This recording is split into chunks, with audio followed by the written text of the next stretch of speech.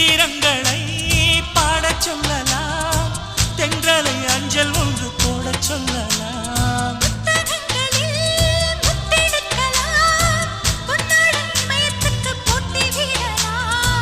பூமிக்கு பொட்டு வைத்து பார்க்கலாம் பார்க்கலாம், பூவுக்கும் ஆடை தைத்து போடலாம்.